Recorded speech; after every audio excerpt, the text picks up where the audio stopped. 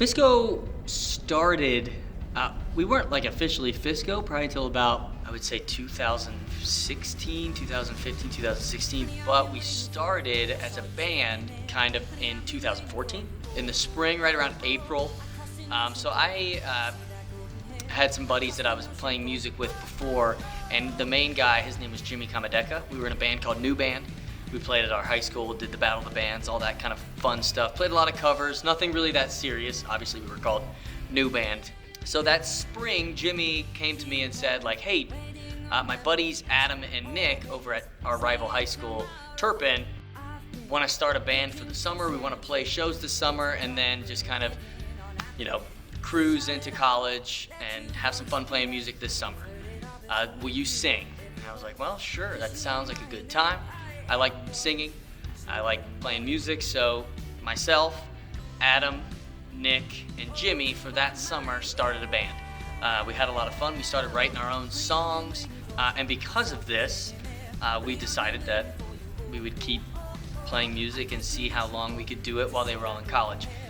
Jimmy and Adam were at OU, and Nick was here at UC, so Nick and I could keep working on music while they were at OU, and we could play shows ever so often.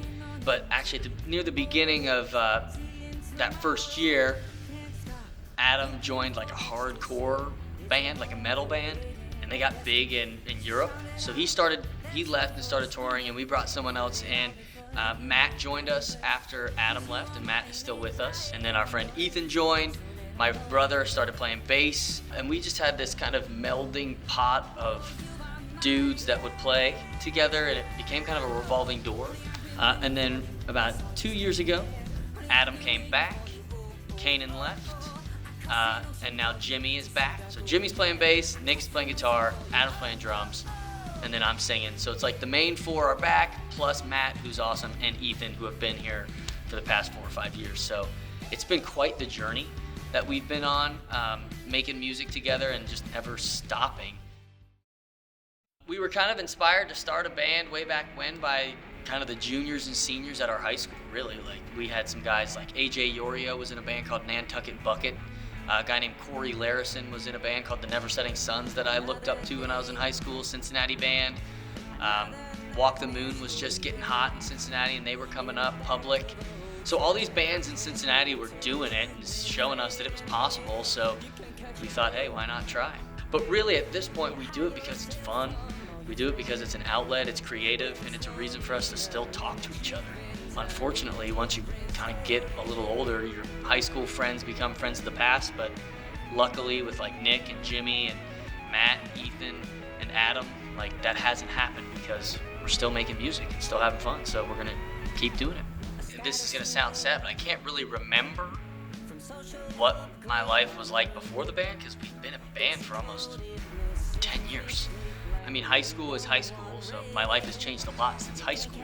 It's not like my life has changed or had to morph because I joined a band. It's just the band is kind of a part of what I do. It's a creative outlet. It's just a thing.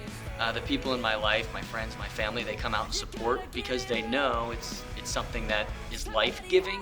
Really, the thing that's changed since being in a band is just like my friend. These are my friends, right? It's been something that has kept that consistent since I was 17 years old, 18 years old. Not a lot of people get to say that. They have 3 or 4 friends from high school that are still their best friends 10 years later. But the music and the band has allowed that to happen. So I personally draw inspiration for my songs basically in whatever is going on around me. I know that sounds pretty cliche, but a lot of my songs are just about whatever I'm sitting in at the time. Whether it be super happy or not so happy or whatever it may be, it's just stuff that feels important to me. For example, we wrote a whole album called Hector, which is kind of about mental health and the struggle that many people have with their mental health. But also, I like to just write goofy songs. Sometimes it's just almost like writing a story about someone that you've never met or you don't know, just a fake person. That's what Scuba Doug is. It means nothing. It's just a funny little story or character that I created with my friend Tim. I would say the hardest thing for us to put together was our album Hector.